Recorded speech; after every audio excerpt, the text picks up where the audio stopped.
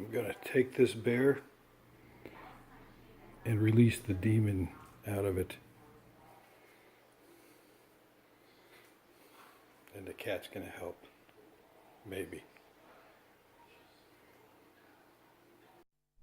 First part of making this bear was trying to figure out how big I wanted the teeth to be.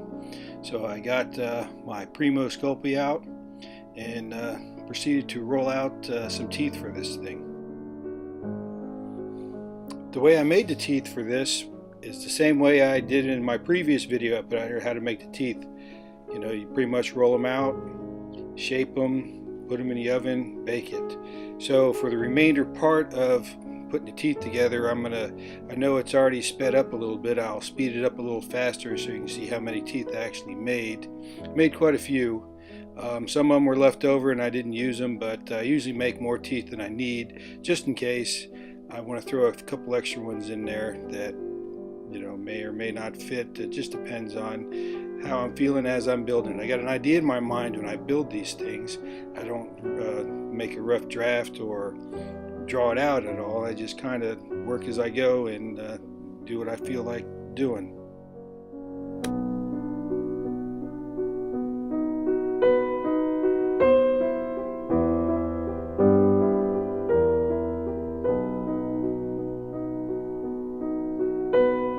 During the process of making the mouth for this thing, I noticed some of the teeth I wanted to make a little bigger than what I had.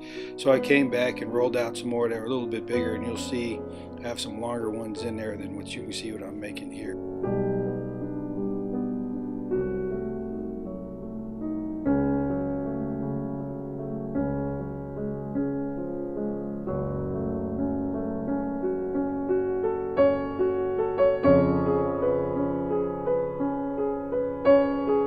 The next phase of this build process is actually unbuilding the bear. So I had to cut his face off and take some of the stuffing out so I could make a wire frame of how I wanted to build the mouth out.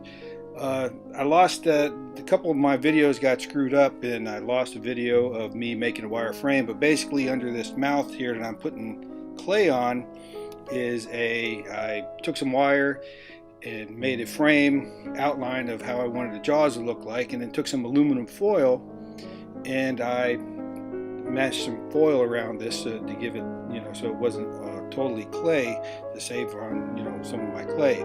So after I mapped out how I wanted the mouth to be, I took some clay and started adding the Sculpting over top of the clay, and then proceeded to fit it in the head every once in a while to make sure that I had the right size and it would fit. And at this point, you know, this head became kind of big, so I put some stuffing back in the legs to make sure that it would fit properly and the legs would still be there and stand up and look fine. I think it came out all right. At one point I did have to cut it down a little bit because I made the bottom jaw a little bit too big. And on this next part here, this is what the final sculpt looked like. As I said, I lost a couple videos. They were corrupt on transferring over, but this is how the final jaws ended up being with the teeth in it.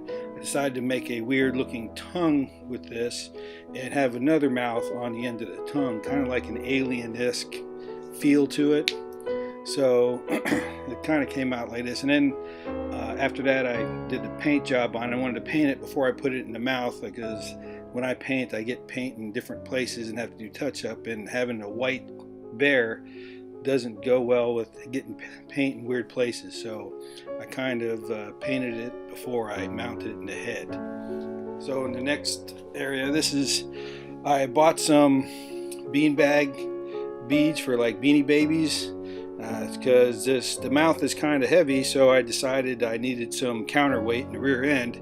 So I bought 2 pounds worth of the beanbag things, ended up spilling them, and I packed them down in his rear end to give him some counterbalance to his mouth when I tried to put it in there.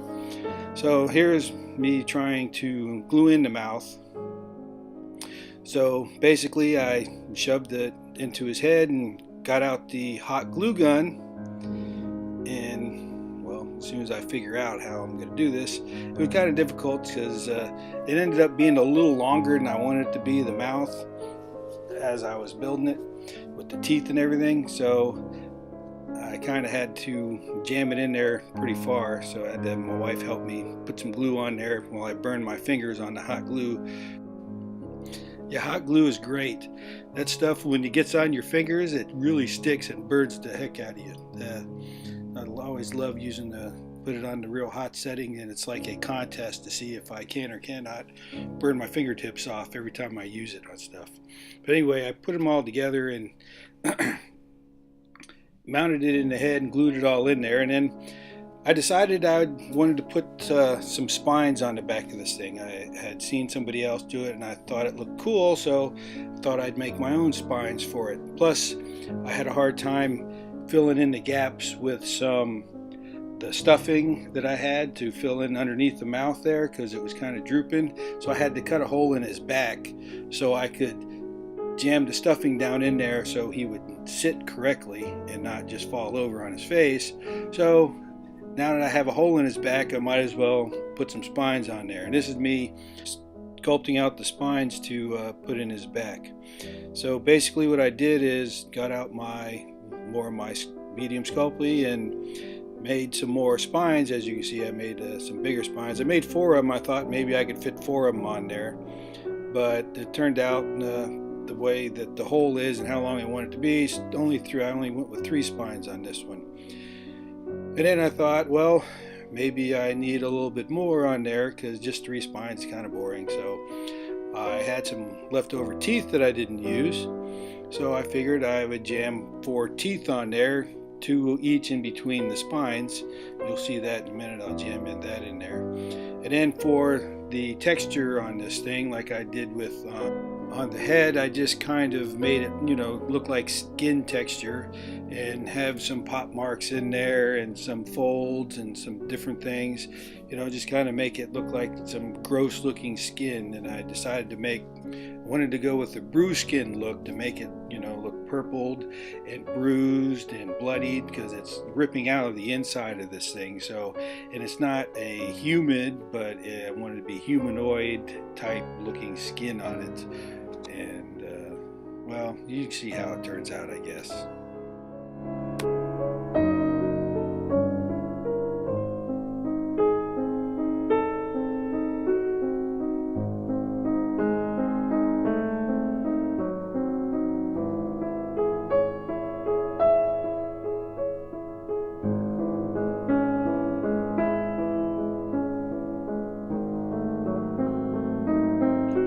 Like my other videos, I record these on my camera at 8 times speed.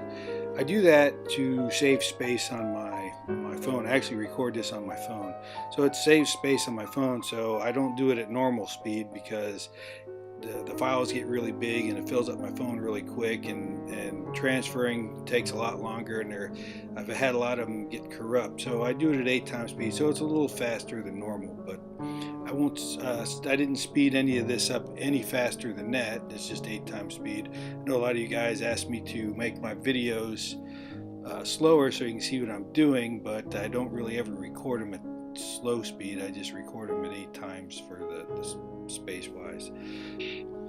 So I'm gonna let this part play out and you'll see me finish sculpting this and paint it, and I'm gonna probably throw some music underneath this and then raise the volume up while my voice fades out so you can enjoy the rest of the movie, and I'll jump back in later.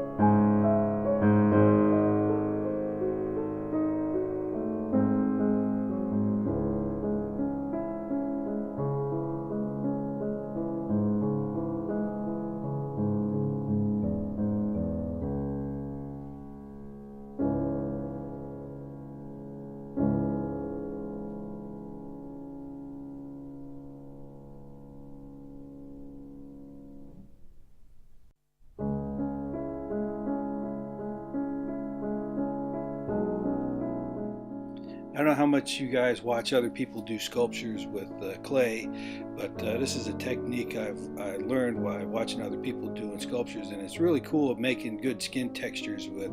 You put the piece of plastic over it and take a sharp object and drag it through the clay, and it makes lines in the clay without any harsh edges. It rounds off all the edges, and it really looks like it makes a good skin texture if you do it right.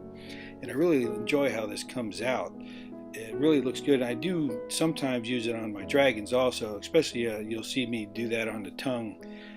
When I make the tongue, I sometimes want to carve in some lines and give it a little more texture, a little more character to it. So I do enjoy watching these other people do a lot of sculpting and learning their techniques. I really appreciate that.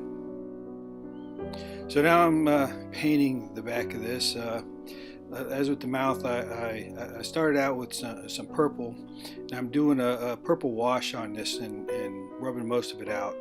I just want the crevices and everything to be purple because I wanted it to have kind of a skin tone on it. So I'm just doing add some water to some purple and doing a wash on it so I can get in the crevices, and I wanted to have the areas around each horn to be a little darker, so I'm highlight or low lighting them, I guess you could say, with some straight black, so it looks a little darker around there. And then of course I get a little messy, so I was like, okay, I'll make this area a little darker too, and that area a little darker too, and then I'll just come back and clean it up later. So I don't know how your guys' painting goes, but that's usually what happens to me a lot of times. I see that it got a little dark, and then I got to come back and make it a little more dark, and then come back and clean it up. So I'm not the best painter, but I think I get the job done. And of course, wherever it's going to touch the fur, it needs to be red for blood because it's breaking out. So come back in and hit it with some red to get that blood color looking in there. And then I'm going to come over on top of it with a dry brush of flesh tone because I wanted it to be, purple bruised color with some flesh tone over top of it. So I came back and did some dry brushing on it, and then put some more red in there, and that's pretty much how it came out. So then I jammed it in the back of the thing, and then got the hot glue gun and risked more fingers burnt to put this thing back together. So just kind of glue it in there and jam it all together. And of course, some places want to stick, some places don't. Then the glue grabs some of the stuffing underneath, and then it decides that when you push it in there, it wants to grab on whatever I'm pushing in there with, it wants to jump out. So yeah, it's a fight to get it in there, but I think it came out all right. And then around all the edges, I want it to be dark, so to look like dark blood and dark areas where it's recessed in there. So then after you make it dark, then you got to come back and hit it with some red to make it look like it's kind of bloody. So that's what I'm doing here. I'm just kind of hitting it with some red to make it look gross.